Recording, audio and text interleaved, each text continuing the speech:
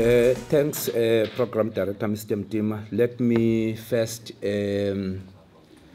take this opportunity to welcome all of you, welcome the media houses that has been invited to be part of this discussion today. Let me welcome the top management of the department, the people of the province, the country in general, our stakeholders in education with direct interest of what happens in the sector, and also our parents whose interest is vested on the future of their own kids and how the schooling system in the country and the province, to be precise, responds to the dire needs of the parents that have hope and faith on the public quality education that government must provide, of course, with the element of the private education. Today we have convened this briefing to provide an update on the state of readiness by the Eastern Cape Department of Education for the opening of schools in the 2023 academic year. This we do in order to account to the people of the province and as well at large as the people who have been entrusted with the responsibility of providing basic education to all learners of this particular province. It's always critical that during this period we make some reflections as to how we have been able to conduct the business of the people, because you'll remember that we have since declared education as a societal matter. It's no longer a departmental issue. So from time to time there must be intervals of gauging and making a barometer on what should be the line of march moving forward, and how have we been able to master the art and skill of being the custodians of the lives of those young people that are in our institutions of learning in the province.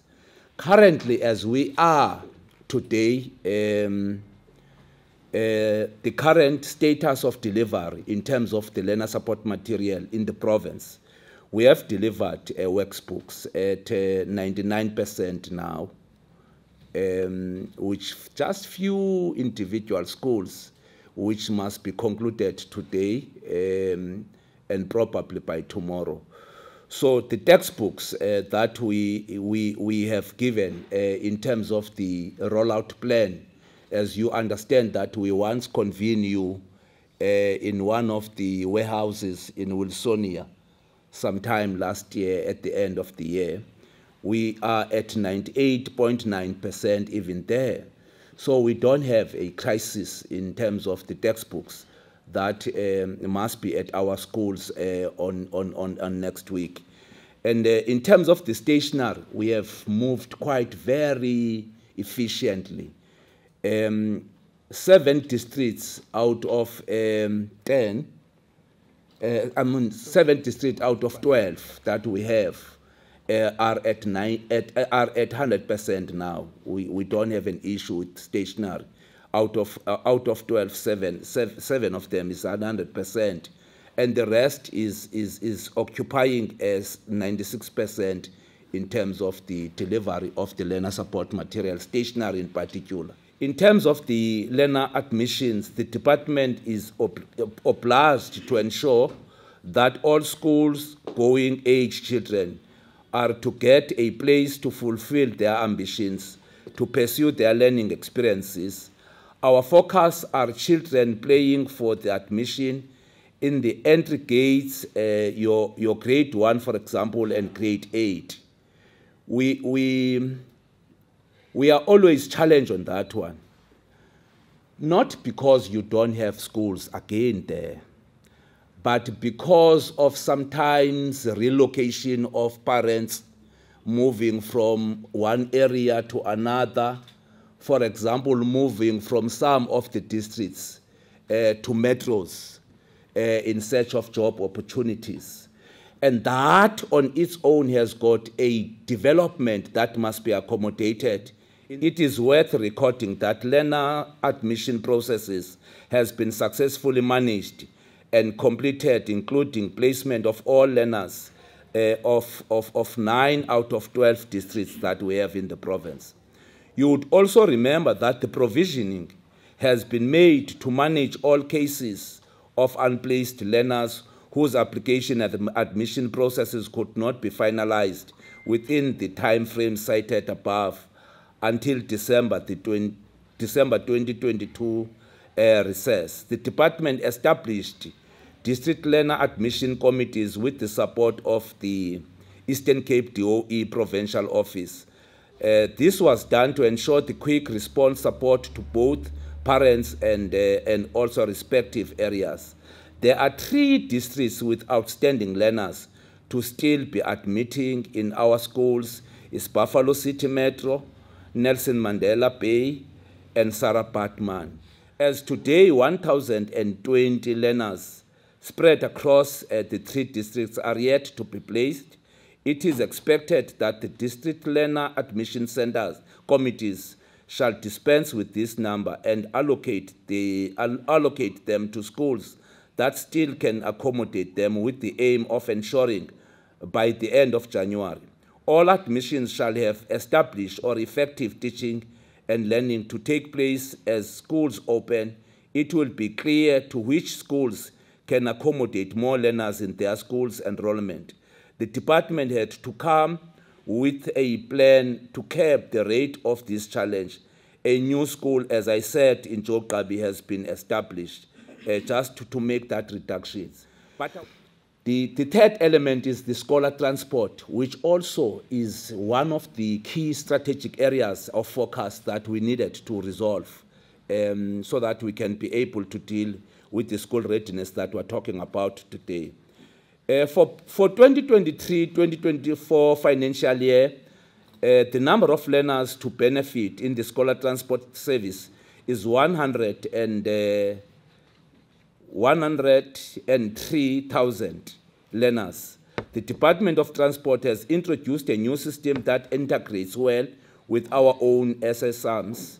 This has created an improvement in the management of the scholar transport data. Both departments are collaborating to ensure that the new system is managed well and to eliminate all inefficiencies caused by incorrect data.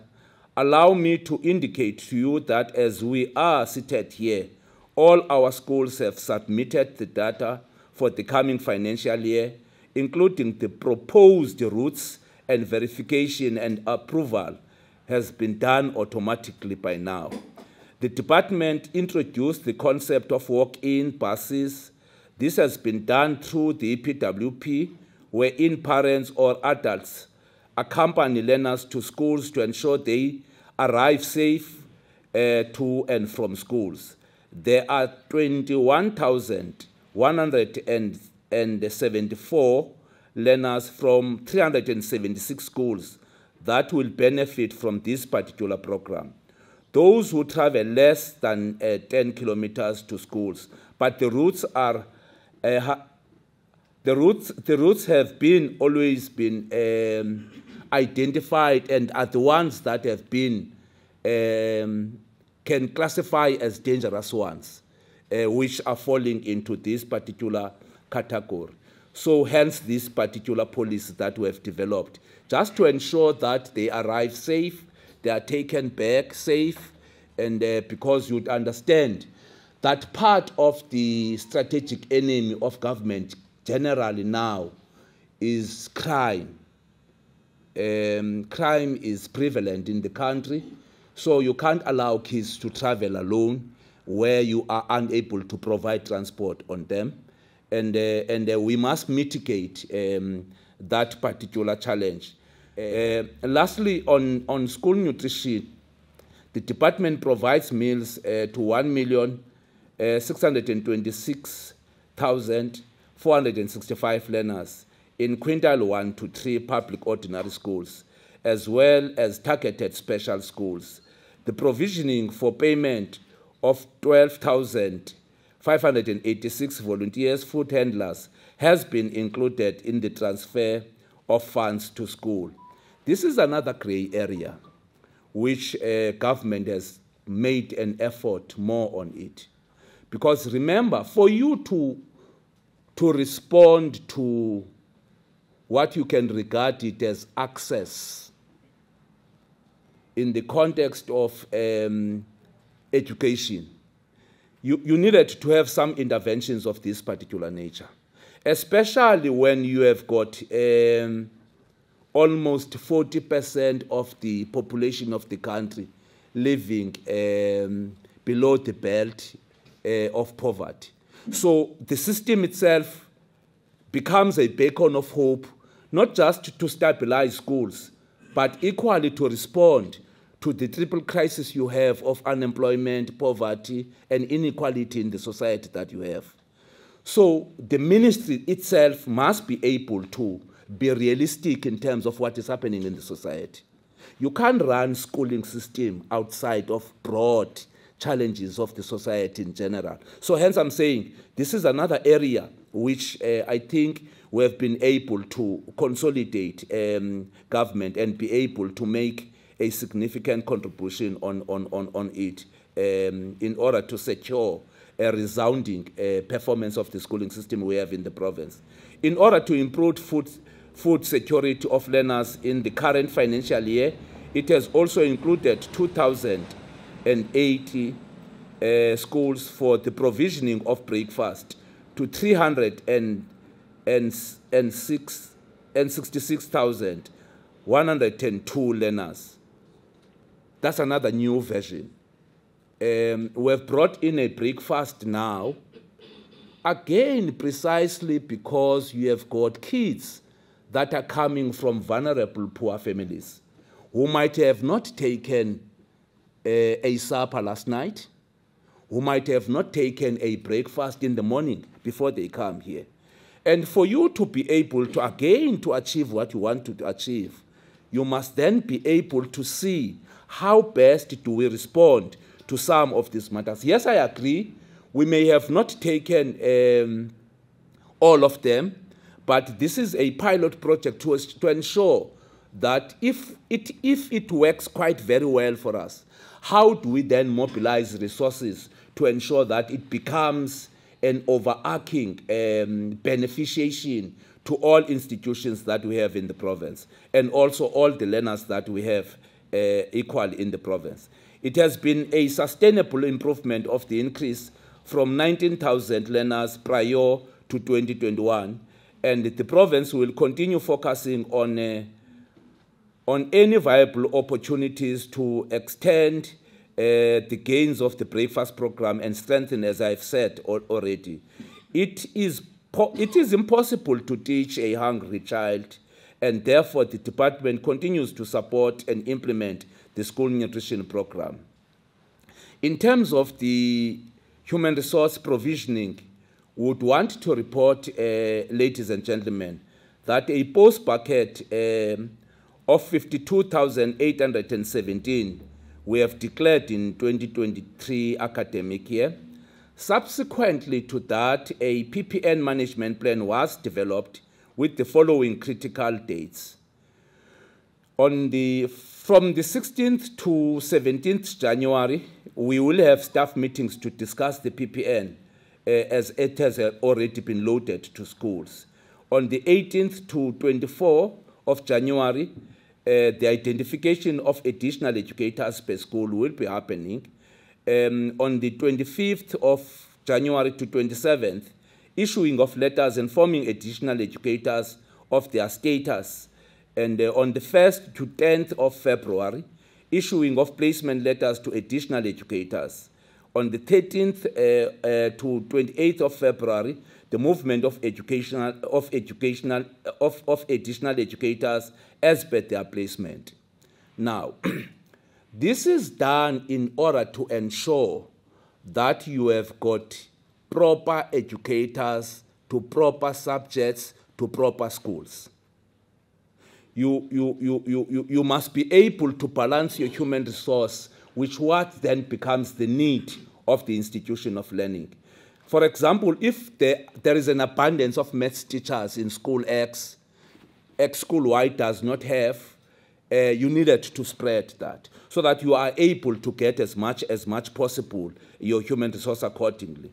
The department expects that by the end of February 2023, additional educators will be moved to where there are vacancies so that the teaching and learning can happen effectively and meaningfully, as well as to ensure there are no learners without a teacher. Where vacancies exist after placement of additional educators, appointments will be made. However, the appointment process will be closely monitored by the head office to ensure that districts do not oversubscribe to their post allocation. During the identification and placement of processes, district directors together with the HR will monitor areas of need and make immediate interventions that will ensure that the teaching and learning is not delayed. We want also to emphasize that in as much as you have got this management plan of the already existing human resource personnel in schools, the HOD has got all the rights to appoint a temporal educator where there is a need of a vacancy. We can't be waiting for this process. Because, for example, there are schools that are going to have vacancies as we speak. And therefore, schooling must start next week, and that placement talks to the ones that are within the system, does not talk to those that might be recruited as mitigation for purposes of temporal educators or temporal staff to ensure that because of this placement, there are no kids that do not have teachers in front of them. So we do have that plan which we are dealing with. In terms of the infrastructure provisioning program director, during 2022 academic year, the Department of Education implemented and completed the following projects. 248 sanitation facilities, we have dealt with them. 278 water services, we have dealt with them.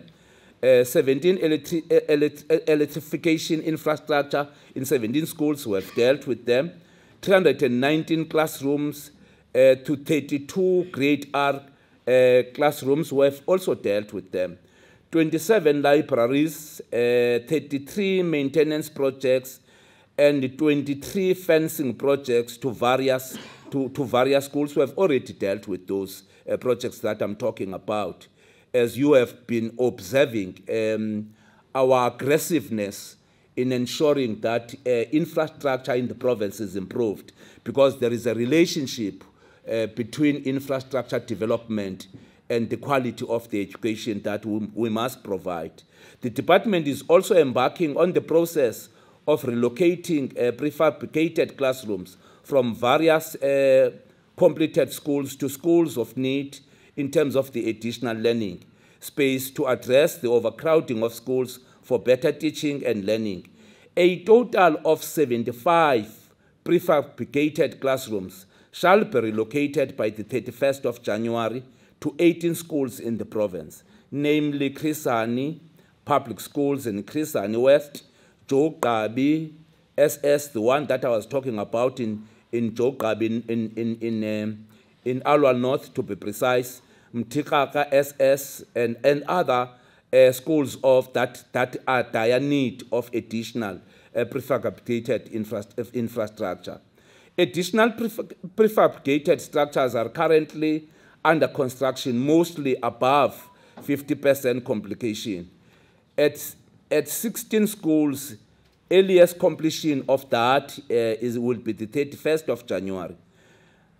Schools that are going to benefit out of that is Ngobesizwe Senior Secondary School, Engcobo Village, Jongindaba Senior Secondary School, Dinizulu High Schools, and also they are above 95% completion, some of them.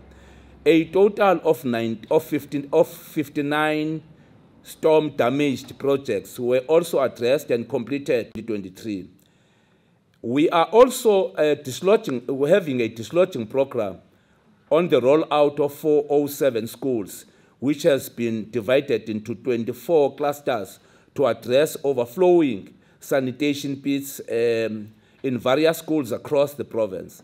The site handover will commence on the 17th of January to be completed by the 25th of January. So by next week, we'll be busy in terms of ensuring that infrastructure is up to scratch in terms of these programs that have already been lifted.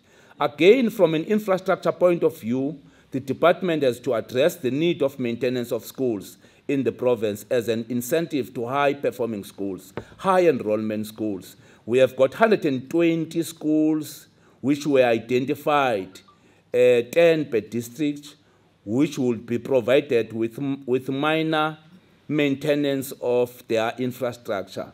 The 120 minor maintenance program was formed, and all 120 schools have been assessed by now, and the appointment letters of 11 professional services providers has been concluded. So, whilst we are building new schools on the other side, we have got also a plan of maintaining the already existing ones because of the nature of some of the schools that were dilapidated. So we targeted 120 schools this time around. And all those 120 schools must be renovated between now and the 30th and the end of the financial year, so that we are able to clean up all the problems relating to infrastructure in the province. The stakeholder engagement at the various districts has been completed for buy-in and support, and the department has engaged the Department of Public Works and Infrastructure for the utilization of their labor component to assist in addressing this particular need. Schools in need of fencing are also currently being addressed at 191 schools. 120 schools has already been implemented, and 71 of them by Kucha Development Agency across the province. For the 120 schools, PSP has already been appointed, and 22 schools are currently under construction. And then the plan is to hand over 10 schools between the 16th of January 2023 and the 20th of January. So in essence, by next week, we must be handing over in the province 10 schools, which in our view is a milestone that we think makes a difference. And if you follow us quite very well, you will see that we have handed over not less than 30 schools last year that were completed via the infrastructure. So it's something that probably we needed to appreciate. Again, Program Director, we want to report that the progress made by Kucha Development Agency on the 71 schools indicated that 69 of them currently under construction and will be completed by February. So in essence, we have turned the sector into a construction site. We have turned the sector into a construction site if you follow the statistics that have been given here. 44 schools in need of sanitation are currently being addressed by the department, and 48 awards were issued and site handovers are underway. That's again, which then indicates that the department has been at its own toes in ensuring that we turn the image of the province. The Eastern Cape Department of Education has been taken into court, if you remember, by 5 schools, and they were since been treated and addressed through an emergency program. These are earmarked for the site handover with effect from the 17th of January to 20th of January again. Such school is Kochana SPS in Namatole, Zolenqaba SPS in Namatole East, Kwanchuqa JSS at Namatole East, Dumkhana SS in OR Tambo Coastal, and Gwebichala SS in Namatole East. So we are also responding to some of the litigations that we had in the past, so that we don't appear to be reneging in terms of the law. Ladies and gentlemen, let me take this opportunity and thank you for honoring the invite, and also make you aware that in a few days, the matric results of the country will be issued by the minister, And let me make this opportunity to encourage our learners as they eagerly await for their results to make sure that they use available resources provided by the department in the form of psychosocial support for any learner who might feel overwhelmed during this waiting period. Please do make sure that we are informed and we will be there. This also goes for all of those who will need to make it through the line, and please talk to officials of the department as well as to the parents to ensure that there is a bit of social consistency. This is a very sensitive period, HOD. Some take their lives once they don't make it. Some feel they are useless because they have not passed. Some parents has their own ambitions about their own kids, and by extension, assuming that the learner also share the same sentiments, which is not there. And we need, therefore, to caution everybody. Let's support kids without reservation. Let's not put more pressure on them that is undue. Let's make sure that as families, we take responsibility for our own kids. We make sure that as families, we close ranks, make them comfortable, encourage them, motivate them, make sure that they are properly prepared for any eventuality that they might come across as they go to institutions of higher learning sometime this year. So that all the gaps that could be there, either because of the creation of their own background, some might not even have registration fees for their own tuition. We need to close up that gap. Some might not even have clothes, for that matter, to go to institutions of learning. We also need to cushion each other around such issues so that we can have a better appreciation that we are a diverse society with all challenges of the economy that is not growing, which we were just discussing with the HOD as we were getting in, that probably at a strategic level, there is going to be a need of a serious discussion in the country. Whether can you sustain a welfare state with a non-growing economy in the country? That's another debate for another day at another platform. But I'm saying you have got that process that you needed to look into. Unfortunately, we are a sector that is overarching in society. There is no village that does not have a school. You might not find all the departments of government in each and every household, but this one is there.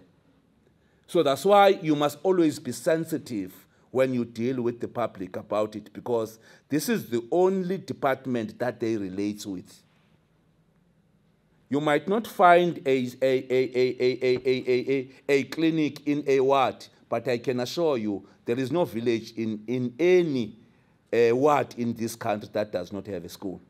So our mandate then is overstretched a bit, and we needed to be alive to that reality. My apologies for having taken a bit of time, Program Director. I just wanted to put matters into bear. Ladies and gentlemen, we'll take a round of questions. We may go for 2 rounds of questions. So we'll start with, what I'll do is I'll note you and then you will go as per the noting.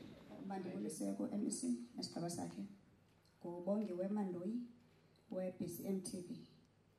Njengoba ndimamele ke MEC kwi-learner report, okokuqala ndizawufuna nje i-question emfutshane nje uqonde into yobana njengokubana kumele izikolo zivule nge-18 njengeriport yakho etshoyo into yobana ngalamhla we-18 kuzabe kuvulwa izikolo kwaye kuqhutyeke kwane-education.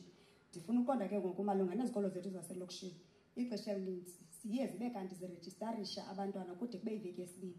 Ingabe le challenge injalo okanye ingumceli onjalo ekuhlaleni ithini indlela yokuhandlisha lo mcimbi lowo onjalo?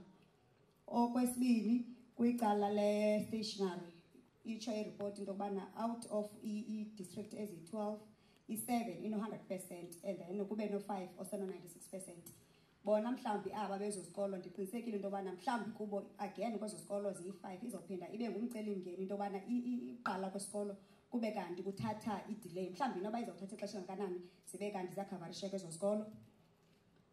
Okwesithathu ibe into ye-school transport othe wayichaphazela. Bendifuna uqonda ke njengobana kuthiwa abantwana bazawuthi babhenefithe kwesi school transport ngu-103,000.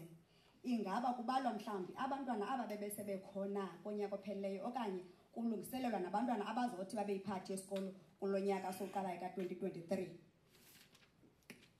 Okwesine nokokugqibela ndizongena kulaa mcimbi kaNutri. As much as siwazi uba uNutri naye ulungiselelwa abantwana ngoontloko zabantwana esikolweni. And then ndifuna uqonda ke ngoku kulaa mcimbi kaNutri ingaba kweli cala le-department uNutri ithini indlela mhlawumbi esiqondayo ubana ulungiselwa ngayo siyayi-understand ubana xa kusandovula isikolo ezinye izikolo zivula zingenayo ilantuka imali for ulungisela abantwana for uNutri. Ingaba kule veki ke ngoku kuzobe kuvulwa ngayo ikhona indlela ekujongwe into yobana izikolo zikwazile useva into yobana kule veki yokuqala imali kaNutri kangeni zibe kanti abantwana bayakwazi utyiswa njengoko nesikolo ke sizama udlala inxaxheba kuba abantwana mabafunde betyile esusweni. Enkosi. In terms of the schools that have been vandalized, I might not have a complete picture, but we, in our engagement with our district directors, the most affected area, I think, is Buffalo City and Nelson Mandela in particular. Just in Nelson Mandela, 44 schools were vandalized over Christmas.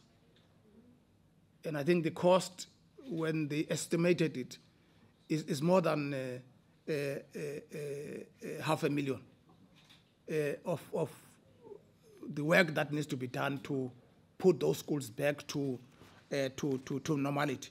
So, and that's the reason why we started the process of rolling out fencing program last year.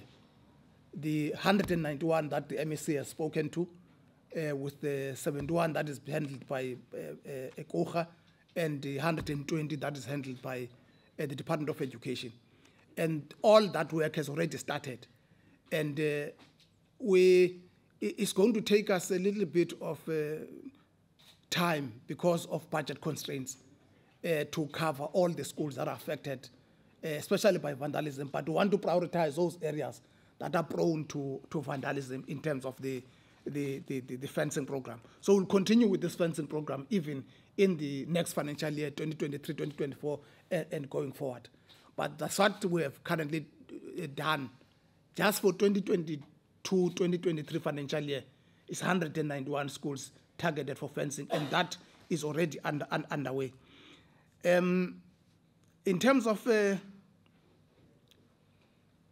these learner admissions, I think the MEC has touched on this already in his presentation. That we might not be able to avoid this thing, but we have tried to introduce a system to ensure that learner admissions are completed at least by September, October, in preparation for the ensuing year. But we know that there is movement of parents, either due to the transfers and all that takes place towards the end of the year, but also the demand for parents to get their learners to better performing schools. It creates all sorts of problems for us. Areas like your Buffalo City, your Nelson Mandela, your Queenstown, your Mthatha are always areas where people are flocking, and that's where we always experience this problem, and Alwal North, because all those rural towns around Alwal North, they tend to flock in Alwal North for better schooling. So we continue to have that. We are not going to get out of that for quite some time. But what we are working on, we are trying our level best to ensure that performance in school is more or less uniform So there's no differentiation in terms of performance between your former Model C schools and other ordinary schools. Because that's why parents are moving their kids from one school to another. It's because of that poor performance. But we're trying to our level best to manage that. So we will be dealing with that on Monday, Tuesday, and some in the first week. But we want to ensure that by the second week, learners are placed such that we focus on the teaching and learning, because our intention is to start teaching and learning on the first day. The district committees for admissions were established, and they'll be finalizing that work, especially on Monday, with all the principals and teachers reporting to work on Monday. But districts have been working on this throughout, but they'll be able to fast-track that process Monday, Tuesday, and on Wednesday next week. Stationery, we're only left with about 198 schools in terms of stationery that have not been delivered. And that work is already continuing as we speak. Our distributors are working on that. And I think it's only few districts. I think it's Alfred Nzo, East, OR Tambo, Inland, and very few in OR Tambo Coastal, as well as the Jogabi, that were, and Christian West. These are the 5 districts where these 198 schools are located. We have given the manufacturers and as well as the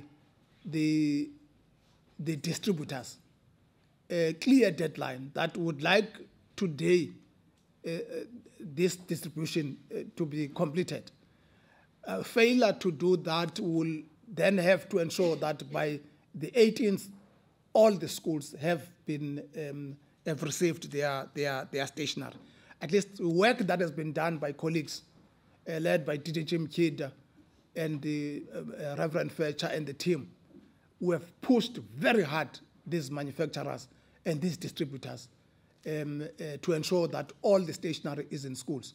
At least we have a different picture altogether as compared to the picture we had last time. The scholar transport, the figures accommodating new learners, we have asked most of the schools to load in the system the new applications, because there's that cohort of learners that is moving out. Those that have passed grade 12, they'll be taken out of the system altogether. So new learners will be coming in. So we have requested schools and districts to load in the system those new applications, and work has been continuing to look at that, approving them, and I think we have 98,000 plus that has been forwarded to Department of Transport. But Department of Transport, because last year, in the current financial year, they can only accommodate 103,000 because of the budget constraints.